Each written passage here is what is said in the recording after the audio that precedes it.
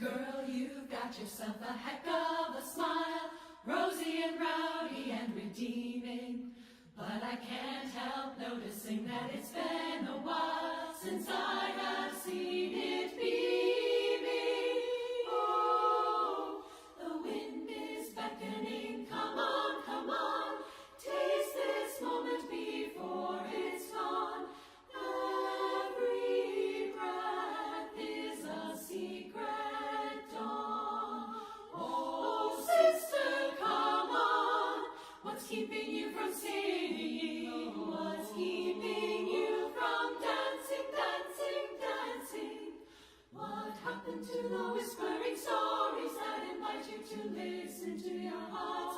Listen to your heart. What's stopping the sweet, sweet silence of the night from channeling the winding of your mind? Whatever's getting in the way of the truest part of you, sister, lay that load aside. Oh, sister, lay it aside. Lay it aside. Whatever's getting in the way of the truest part of you, oh, lay that load aside. Lay it aside. Lay it aside. Lay it aside. Although the road you're on may be as rough as they come, walk on, walk on, walk on. Remember that the heart of a woman is a powerful drum. Listen to it beating in you. Listen to it beating. Listen, listen. Listen to it beating. Listen, listen. Listen to it. It's beating in you. It's beating in you. What's keeping you from singing? What's keeping you from dancing, dancing, dancing? What happened to the whispering stories that invite you to listen to your heart? Listen to your heart. What's stopping the sweet, sweet silence of the night from channeling the winding of your mind? Whatever's getting in the way of the truest part of you, sister, lay it aside. Oh, sister, lay it aside.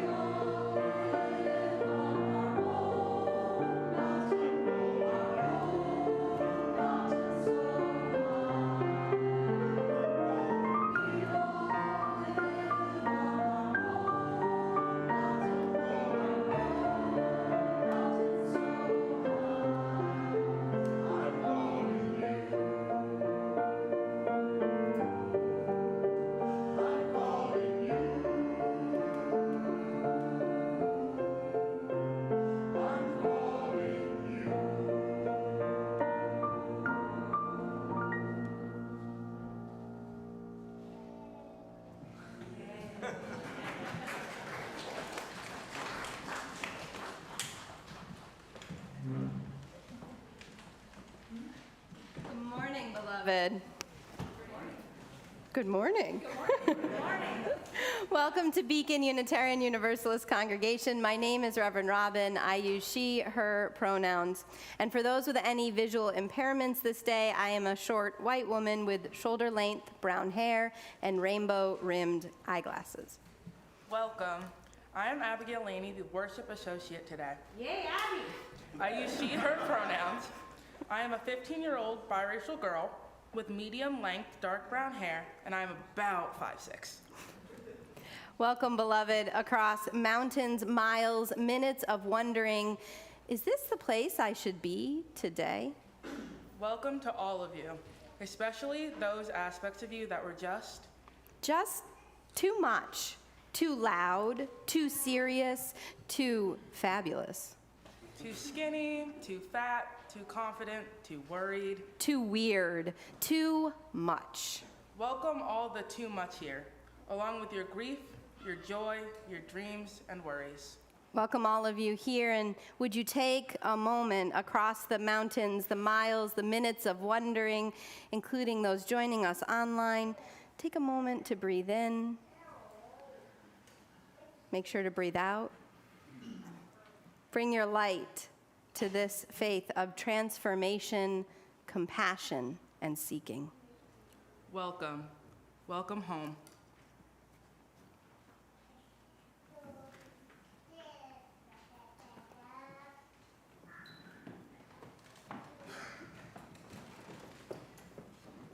Please rise in body or spirit and join now in singing hymn number 361, Enter, Rejoice, and Come In.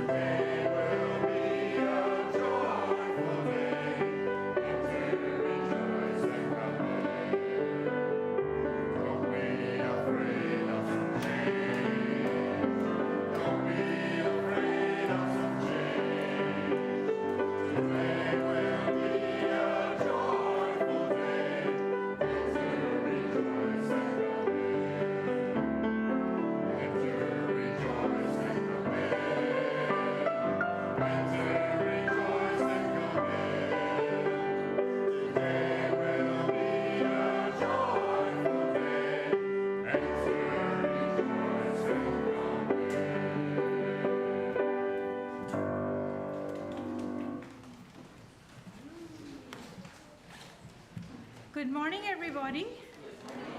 My name is Julie Patel. My pronouns are she, her, hers. And I am a large woman from South Asia. But the thing that I'm most pleased about today is I am adorned. I think that's the correct word, adorned? Sure. Adorned. We're adorned. With things that I got at our tag sale yesterday. Yeah? So if you missed it, next year, maybe. May. In May? In May. In the In month May. of May. Maybe in the month of May. No, Just in the month of May. not maybe. Will be in the month of May. All right. Back on track. Today we are going to bless our backpacks. I'd really like to thank Stanton for bringing his ahead of time. And I'm very impressed that Stanton's backpack has the Beacon logo on it. So that means it lasted a whole year. I thought those things would fall off. If there's other people, other little people who have their backpacks with them, or big people who are starting new jobs or new adventures, you want to bring forward your satchels and totes. And I'd like all the children to come forward, please, and come down. Benji, Ella, come on down. Julia, thank you for bringing up the backpack. Stanton, come on forward.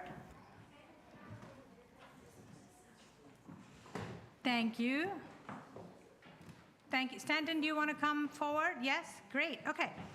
So I know some of you have already started school and your backpacks were probably very heavy. So what does a backpack carry? Come Naomi, come Maya, come Lisa. Come. What does a backpack carry? What do you have in your backpacks? You guys can just sit on the floor and tell me what you have in your backpacks. Nothing. Empty backpack. Must be very light. Other people, what do you have in your backpacks? Lot of homework, folders. Does nobody take lunch to school? Sometimes you have lunch. Okay. How about, does anybody carry a pencil to school anymore? No. Really? It's all electronic, huh? Yep. Huh, no. No pencils. Well, just boring stuff. Well, we're going to bring some magic. Now, maybe you're hoping this morning with this backpack blessing for some like Harry Potter magic, but in fact, we can't put actual magic in your backpack. Instead, a backpack blessing is about naming the magic already inside of each of you. The first thing that I have, oh, it's not up here though. Reverend Emily, would you get us some water from our water ceremony? Sorry about that, missed a little tiny detail. It's out that way? It's there. It's a good thing we To know the where it is. right? To the right in the cabin. So the water that Reverend Emily is getting is from over 25 years of water communions here at Beacon. Now, water is essential for living, right? Julia, can you live without water? No. What do you think? You don't really drink water. You drink water? Okay. Might be possible. I'm pretty sure you need water to live. And just like water is essential for living, so is community. Adults, can you help me name some of the gifts of community as I sprinkle some of our water onto these backpacks? Just shout them out, and Tuli will share what you're saying gifts of so everyone can community. hear. Friendship. Health. Fun. Yep. Sorry, Kathy? Laughter. And Deb? Inspiration. Support. Belonging. Hope. Hugs. Yes. Sometimes. Hugs. Sunday morning hugs. Yes, indeed. Courage. Yes. All right. So today, those of you who didn't bring backpacks but have them at home, I'm sure despite the fact that you tell me they're empty, they're actually not empty. And soon they're going to be filled with many things that you do need. Even if you don't need a pencil, you're going to need a crayon, you're going to need markers. Maybe you leave them in school, but sometimes we carry them back and forth.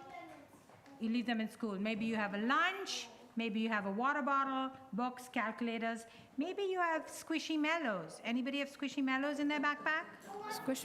Yeah, you do, right? No, okay. How about glitter lip gloss? Anyone have glitter lip gloss in their backpack? In Well, kindergarten. If you know, you know. We have a few more gifts to help you this year. Reverend Emily and Reverend Robin, would you help us hand them out? We have a rainbow pencil, fully recycled, to remind you of our fourth principle. Anybody? Fourth principle, Unitarian Universalist? Search for what is true, find truth in meaning, yes. A calming strip, you can attach it to a bag, a phone, a notebook, or anywhere you might need it. You just touch it and you come back to the present moment. A rainbow eraser to remind you that even when we try our best, sometimes mistakes happen. Life will not be perfect. You will not be perfect, and that is okay. So use those erasers. In fact, life with all its mistakes is beautiful. Wait, Dr. Tuli, one more. I want to share the light of our faith and put it in their backpacks. Wait, you're going to put that in the backpacks? Yeah, share the light. Oh, like that is much better. Thank you. Thank you. You thought I Yes. was going to torch the I backpacks. thought you were going to torch the backpacks. So, would you all extend your hands? All kids extend your hands, please. Open up your hands. You can't see me. Open up your hands like this. And Reverend Emily is putting some light into your hands to put it into your backpacks.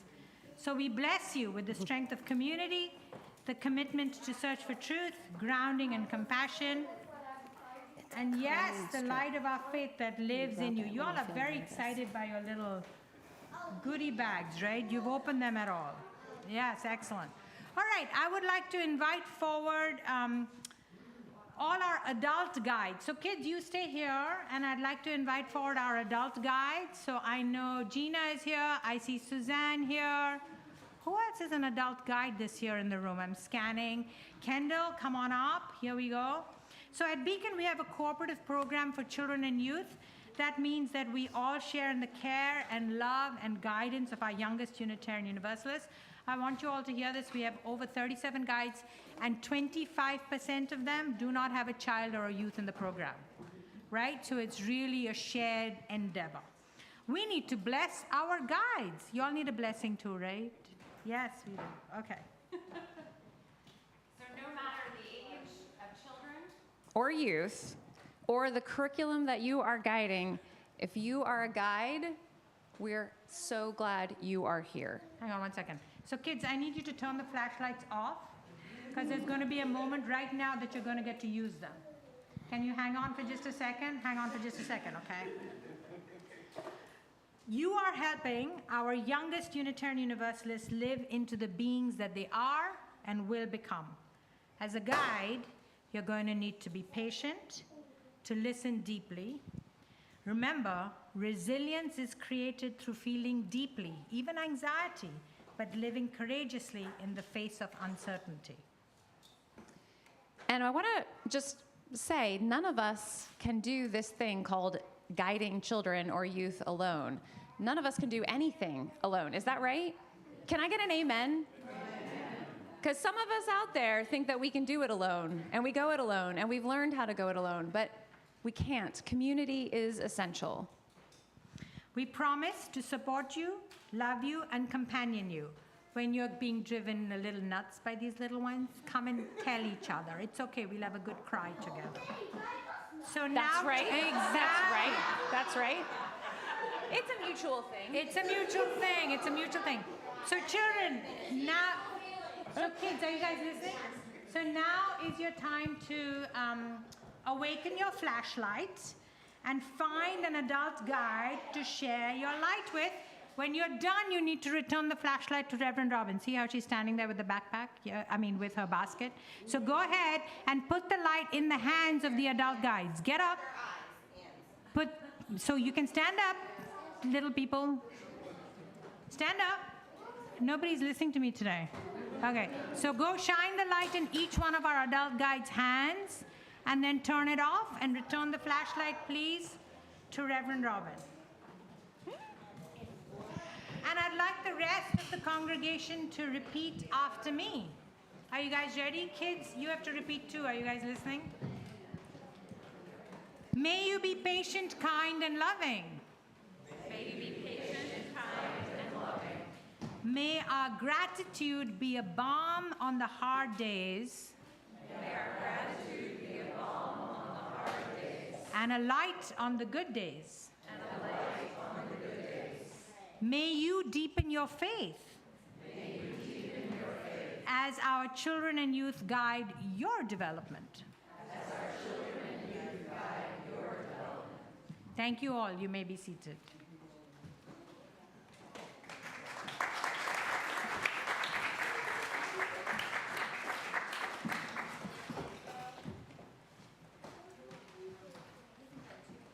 Yes, they can go back to their seats.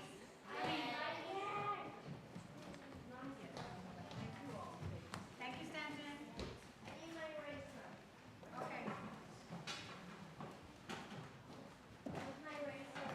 I can get you another eraser, Stanton.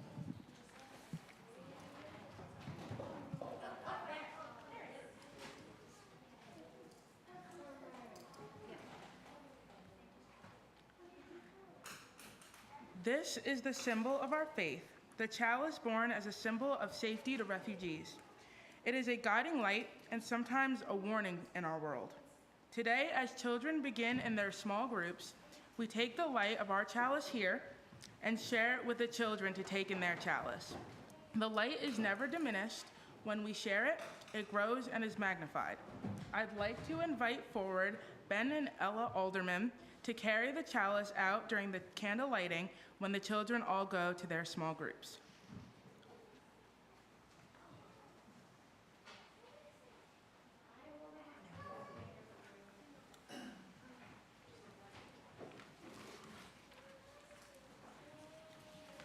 My chair's been taken.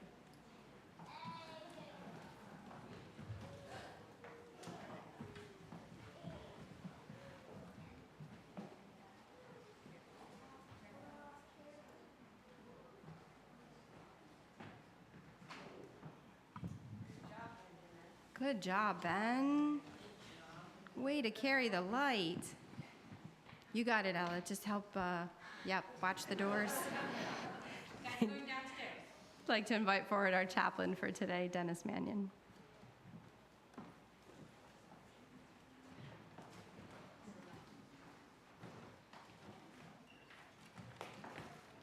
Wow, how do we follow that? Let's try not to drop the microphone. Good morning, everybody. My name is Dennis Mannion, and I'm a member of our Beacon Chaplain team. Our role as chaplains is to extend the spiritual care of our community. We recognize that everyone needs care at different points in our lives, and as chaplains, we offer ourselves in our lives as a one-on-one resource for deep listening, and in that listening, provide a foundation for healing. If you have a question about our chaplain program, you can see me after the service. This morning, I'll be at our connections table downstairs in Fellowship Hall, along with some other chaplains. We'll be down there to answer questions or just to let you know a little bit more about our program. Or of course, you can reach out to any member of the ministry team. We also have a page on our website. You can look under the Heal the World tab on the homepage. By the way, all conversations we have as chaplains are held in strict confidence. Another way we extend the spiritual care of our communities by facilitating our weekly ritual of community candle lighting. And today, we light a candle of sorrow for the people of Morocco in the wake of a devastating earthquake that has taken more than 2,000 lives as of this morning. We lift up the loved ones of those who are in shock and grieving. A candle in memory of those who were lost on September 11th, 2001, and for their loved ones and our nation still living with the emotional scars of that awful day 22 years ago tomorrow. We light a candle for Nikita and Rami Abdel Nabi, friends of Chris and Danny DiGiacomo Singh. Nikita and Rami are having a difficult pregnancy with twins. We light a candle of love for Isabel Arnston and Ruth Sprague, both 100 plus years old and both now in hospice. We light a candle of joy and gratitude for every member of our community who brought their trunks and their treasures, along with a beautiful expression of love and service to our resale boutique, culminating yesterday after months of planning and teamwork, helping Beacon sustain our sacred mission. For these and so much more, we invite you now to come forward to light a candle here in our sanctuary or wherever you might be.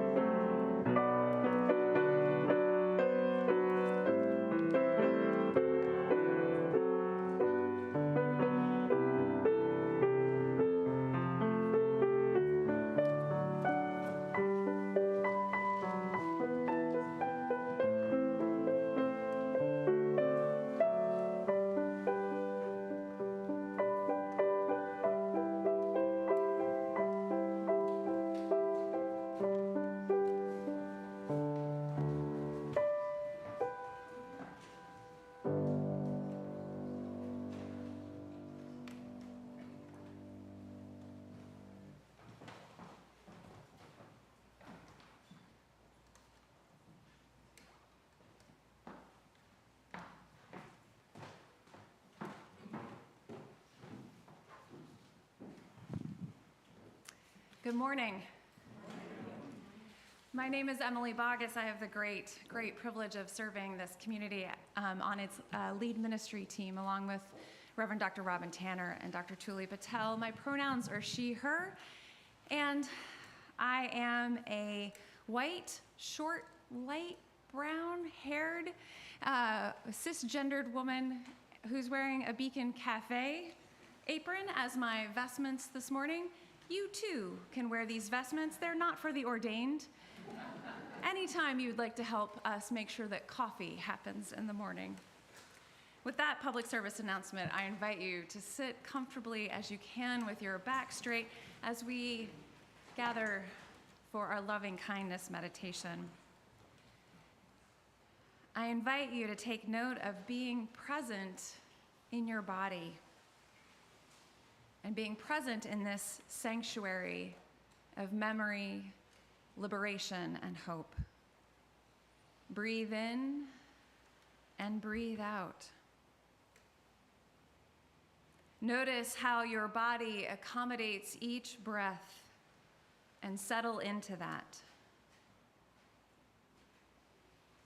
And as you feel that breath, turn your focus to your heart. Feel or imagine your beating heart being filled with gratitude and warmth. And as you do so, I invite you to call to mind a person, a pet, a being of past or present, or maybe the future, whose steady love and unconditional acceptance touches your heart in a special way. Specifically, their love and acceptance of you. They have loved you even when you have felt you've been at your worst.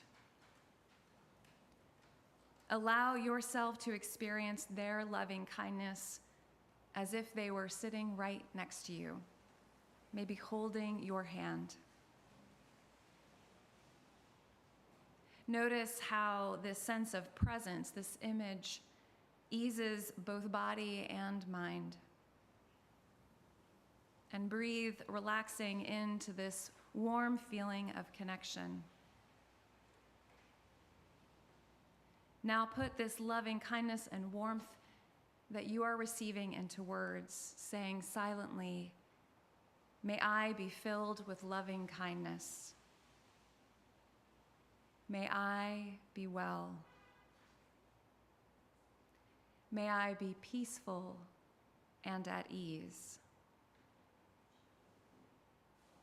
May I be whole."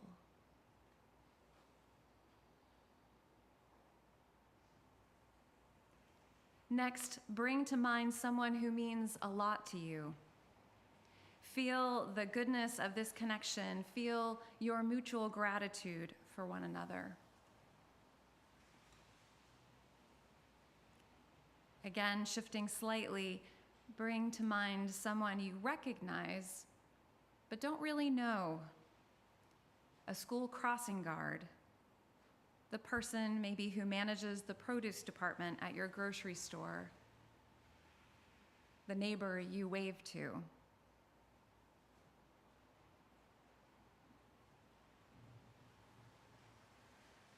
Shifting again, I invite you to take one more step, bringing to mind someone you don't care for. It could be someone that you don't know personally, or it could be somebody that you do know of, and yet you have not made the connection that you want. Maybe you've even been in conflict. As you evoke them in your imagination, I invite you to try to release the things that you're holding against them as best you can.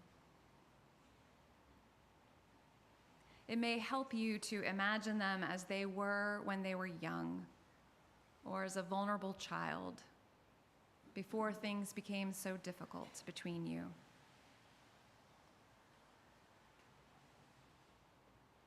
For each of these three people, Let us now offer our well wishes, imagining that these people today are touched by our wishes and our experiences of happiness and peace, saying silently to ourselves, "May you be filled with loving kindness.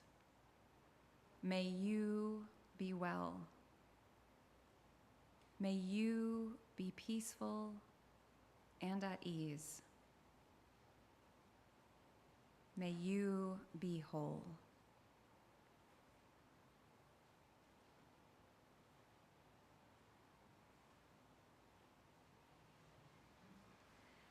Finally, we bring forth and include as many people, animals, places as you can in your wishes. Include yourself. And simply maintain the awareness of the presence of all who share our planet, including our planet itself. Giving them well wishes this morning, saying silently, "May we be filled with loving kindness.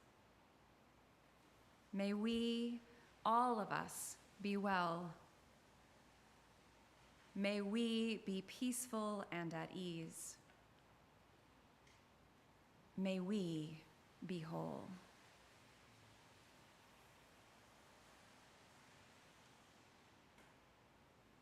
I invite you to return your awareness to our sanctuary. Maybe the rain that wasn't supposed to be here this morning calls you back into the sanctuary and calls you back into this beloved community.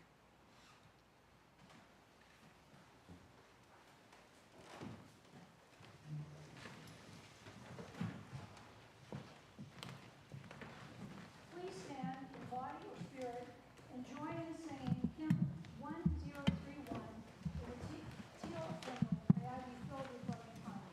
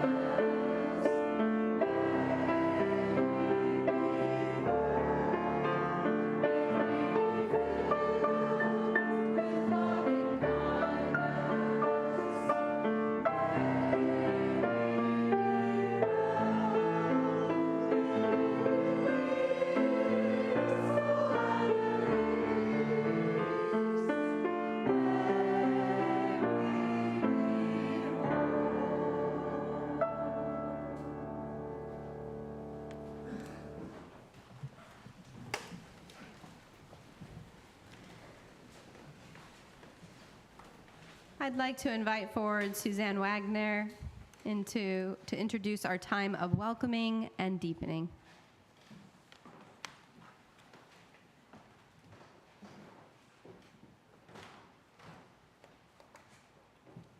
Good morning. My name is Suzanne Wagner. I am a white female with uses the pronouns she, her, hers. I am wearing a orange and pink gingham dress. I want to invite you into a time of connecting and deepening. Right after service, we're having a Connections Fair downstairs with coffee and brunch, where you can learn about ways to get connected to a ministry here. There will be a Connecting at Beacon session at 12:15 upstairs for anyone who is newer to Beacon and wants to learn more about membership. The link will be provided in the chat for those joining virtually. And a presentation and Q&A on transcendental meditation at 12:30 in the library. Also, a special invitation. Each morning before services, members of the Beacon Welcome Team open doors, put hymnals on chairs, put up the hymnal numbers, and distribute anything that the ministry team wants you to have for services, as well as collecting the offering. And before you sit down, we welcome you both newcomers and old friends when you arrive. We need a few more people to join the welcome team and greet and usher once a month.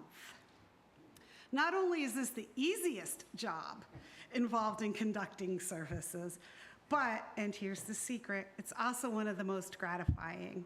Where else do you get to spend 15 minutes smiling at people and receiving smiles, genuine smiles in return? If you're interested, please talk to me after services. And now for deepening. We are gathered on the ancestral, continued, and unceded lands of the Lenni Lenape. For those joining us virtually, I would invite you to share your name and the name of the peoples whose land you are on as we welcome you in the chat. Part of the work of accountability to the first peoples of this land is learning.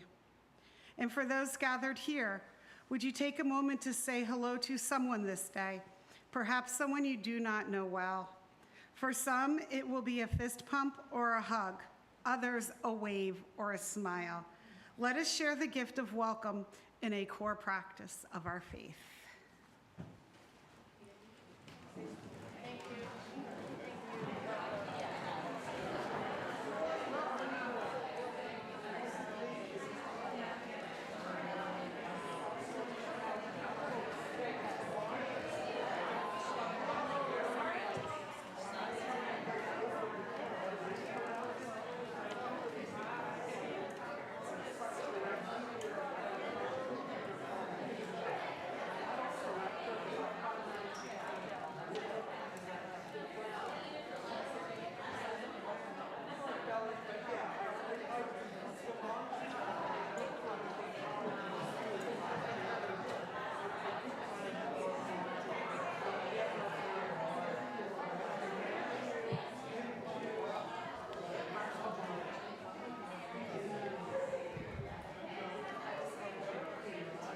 It's a wonderful thing when it takes a moment to stop the greeting.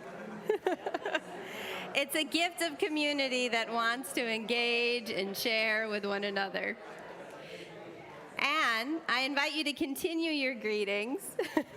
I invite you to continue your greetings during our coffee time right after the service, where there is a fabulous brunch prepared, and our Connections Fair, where you'll get to learn more stories from one another and really how this beacon shines from each of your lights. And I'd like to invite forward Gina now to share her story and the light that she brings to our beacon.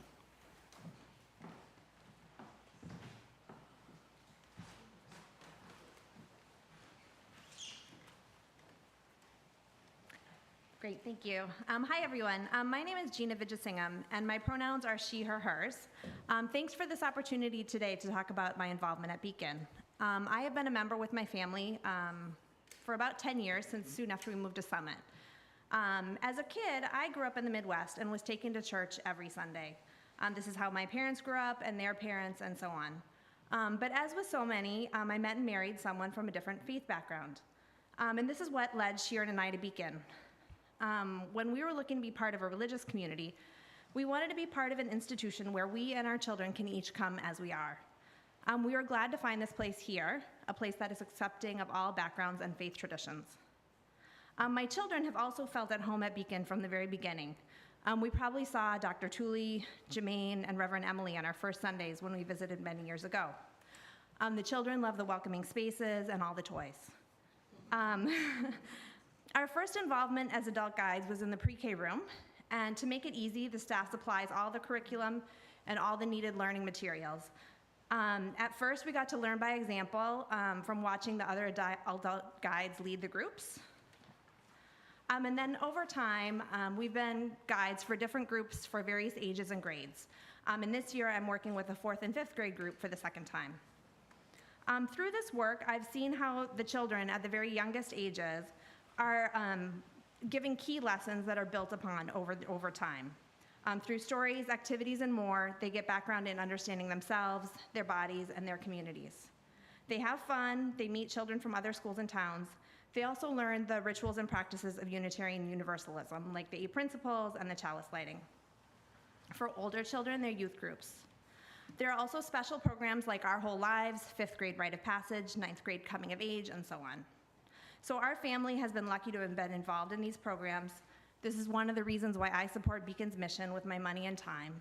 I'm also grateful to my fellow members and friends for helping to support the children, parents, and families through this great programming. Thanks so much.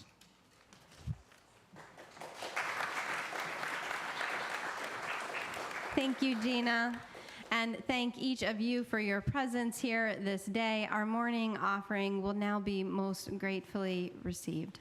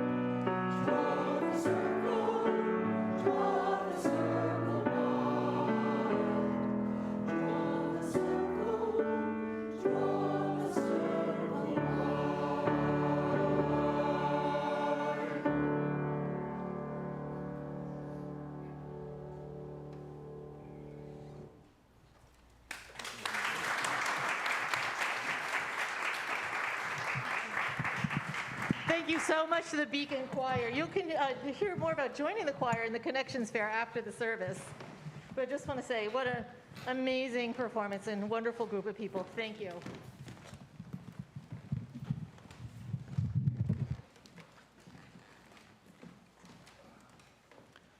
Our first reading today is from Naomi Shihab Nye. The Arabs used to say, when a stranger appears at your door, feed him for 3 days before asking who he is, where he's come from, where he's headed. That way, he'll have strength, enough to answer. Or by then, you'll be such good friends, you don't even care. Our second reading is Hebrews 13:2. Do not neglect to show hospitality to strangers, for thereby some have entertained angels unaware.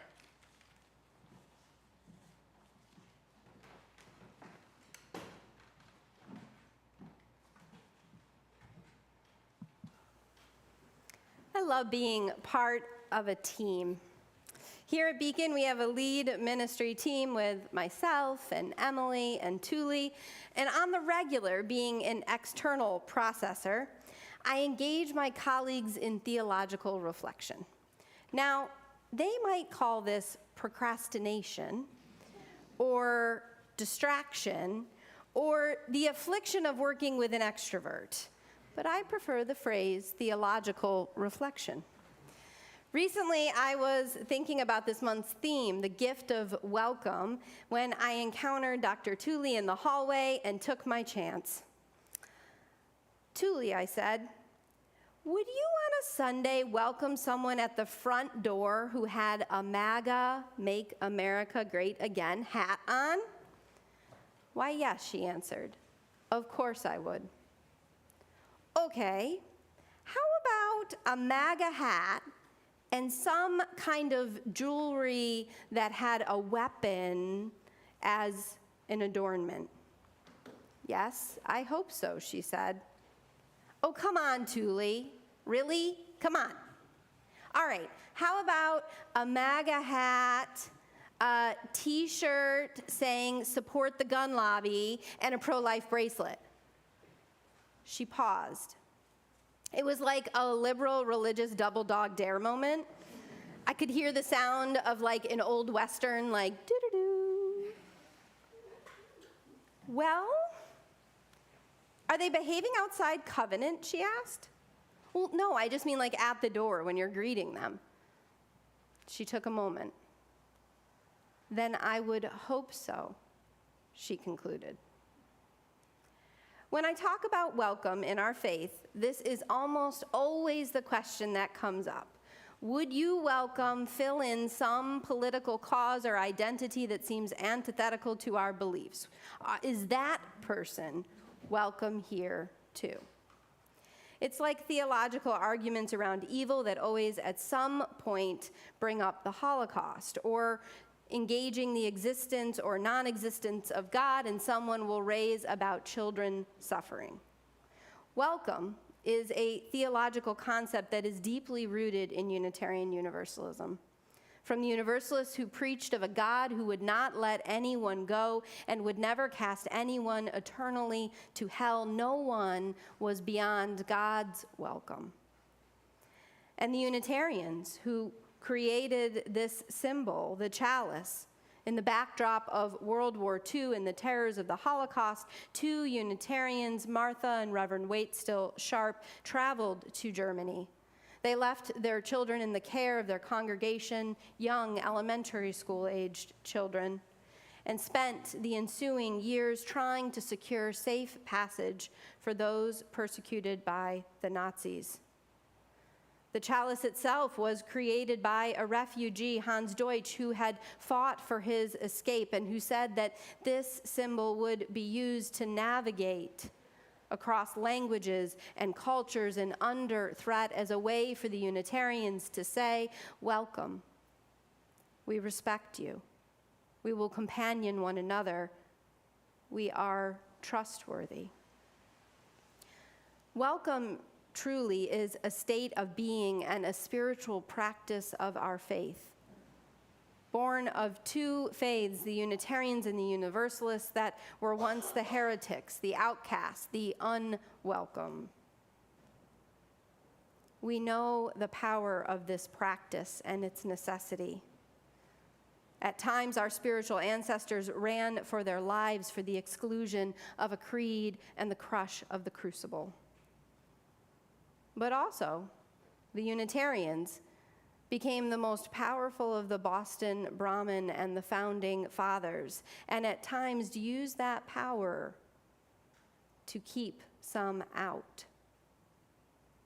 Our spiritual ancestors, our faith embodies the tension between having the power to refuse welcome, to draw a line in the sand of who gets to belong and who is out, and of those who leapt toward inclusion and widening the welcome, drawing the circle wide. I walked away from my theological conversation with Dr. Tooley feeling confident in my answer of my own family. I was raised by the northern equivalent of a yellow dog Democrat. Do you know what that means? They are so committed to the Democratic Party that if they ran a yellow dog, they would vote for the dog. But my biological family, almost all of them, have voted for Trump. I don't know about the weaponized bracelets, but I know my biological family's position on reproductive justice varies greatly from my own. Suddenly, I wasn't so sure of my theology of welcome.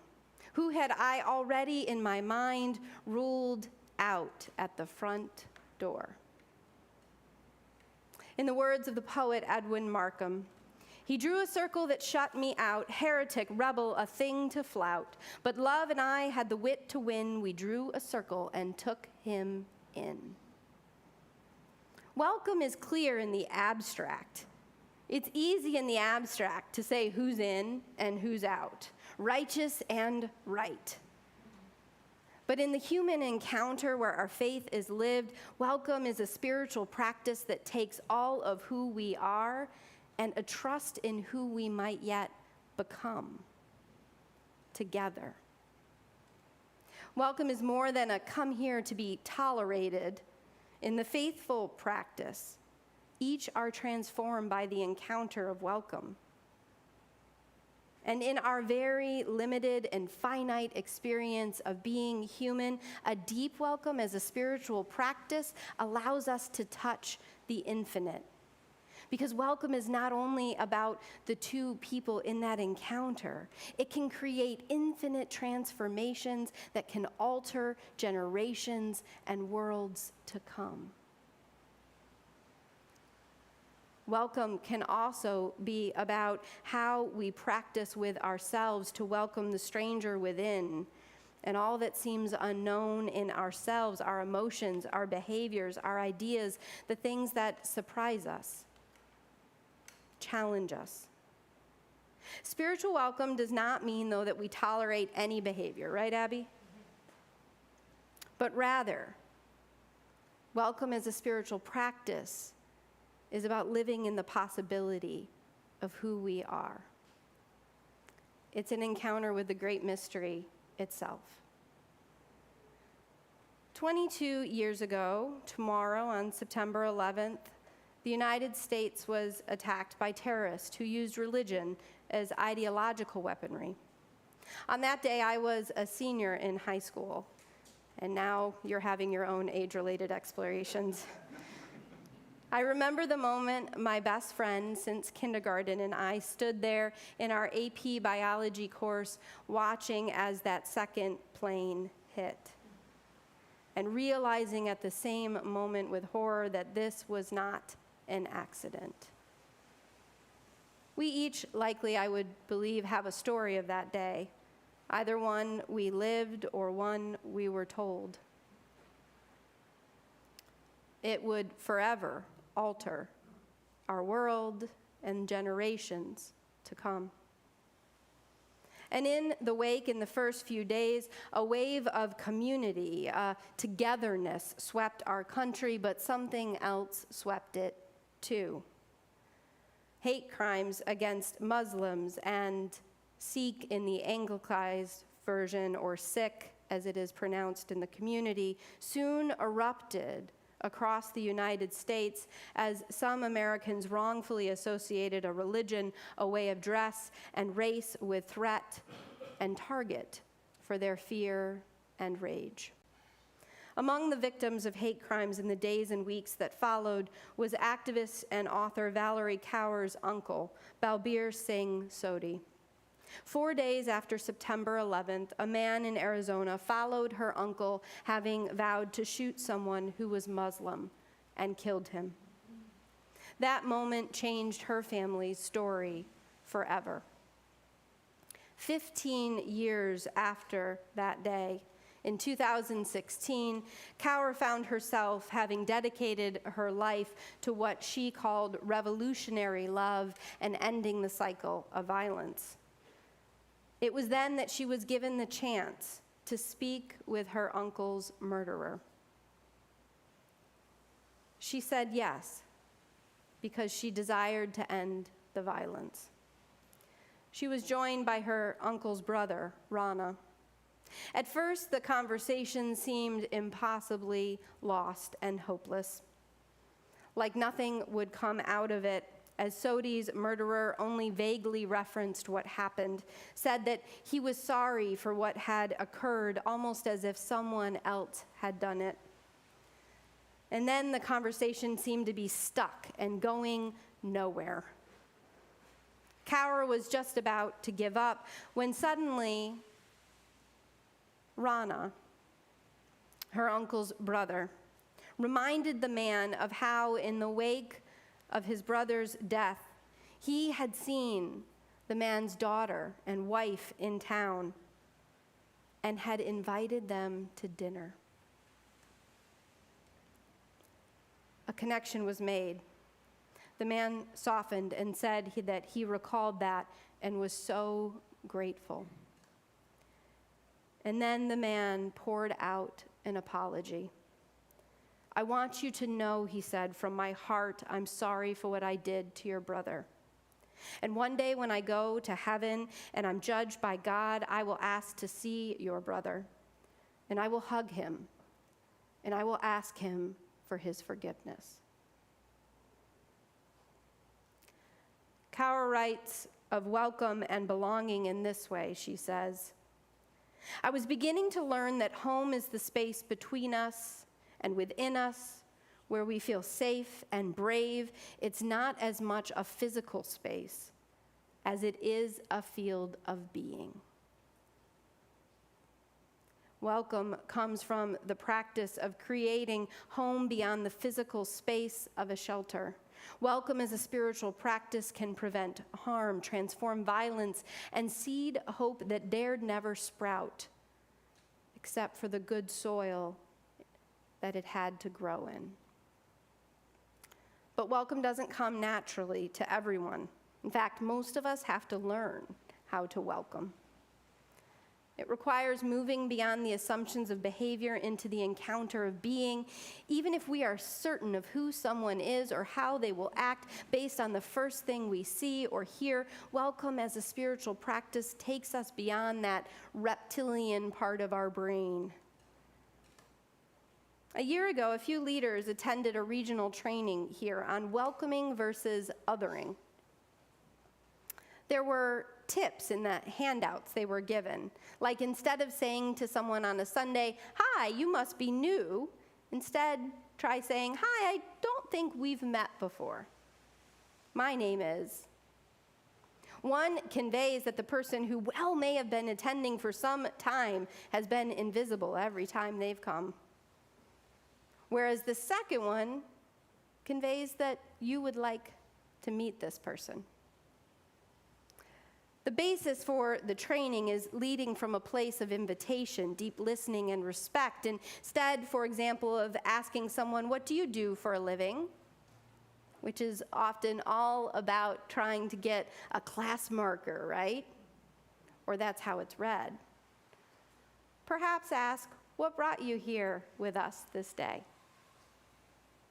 As Reverend Alicia Ford puts it, in our hands is the power to craft a compelling narrative of extraordinary respect, of welcome and transformational community for our Unitarian Universalist present and future. About 12 years ago, I was the minister in a congregation in the north part of Charlotte.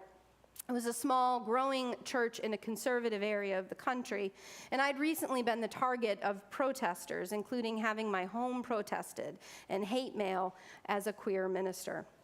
It was an ordinary Wednesday, and I was talking to our administrator about the newsletter when suddenly we saw a pickup truck with a gun rack pull into our parking lot. A man stepped out in full-body camouflage and walked up to the front door. The administrator and I looked at one another, and she pointed to the security camera installed after several acts of vandalism. We both looked at each other in the way of me quickly realizing it was my job to go to the door when the man rang the doorbell. "I'll go," I said. "Just stay here." I didn't feel very brave at all in that moment as I went to the door and considered the possibility of pretending we weren't there.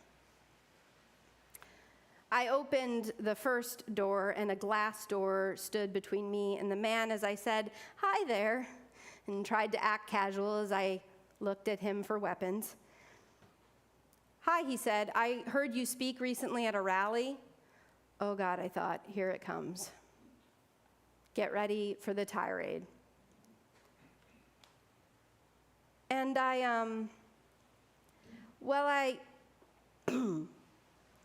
he started to cry. I wasn't expecting that. He continued, "My son is gay.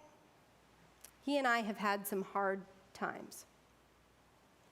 And I just wanted to say, thank you." I opened the door, barely able to speak. "Please come in," I said. "Please come in." I learned his name is Frank, and we sat for over an hour as he poured out his story, and I listened, humbled. Over the ensuing years, Frank became the most active member of our congregation, an evangelist, if you will, for Unitarian Universalism. And on the day that I got married, he was there as a veteran, making sure that no protesters showed up. I am so glad I went to the door. Our faith, beloved, calls us to the door, to the spiritual practice of welcome. In a world that says, shut it firmly closed, stay in your homes, don't go near each other, figure out who is in and who is out. In a history where welcome gone wrong can always be cited and an example of every reason you should not welcome, we are yet called to the irrational and transformational act of welcome.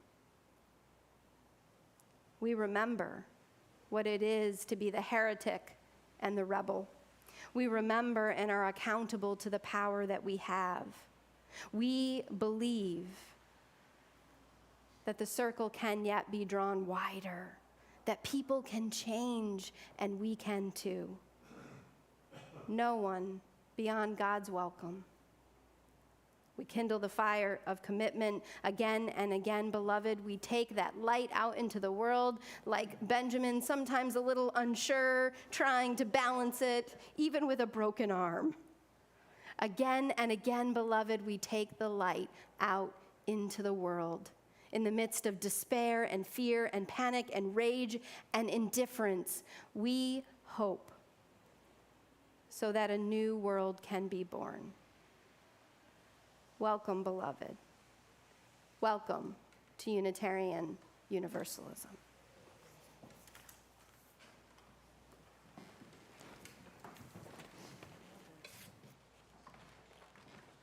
Please rise in body and or spirit and join in singing hymn number 1028, the fire of commitment in the Teal hymnal.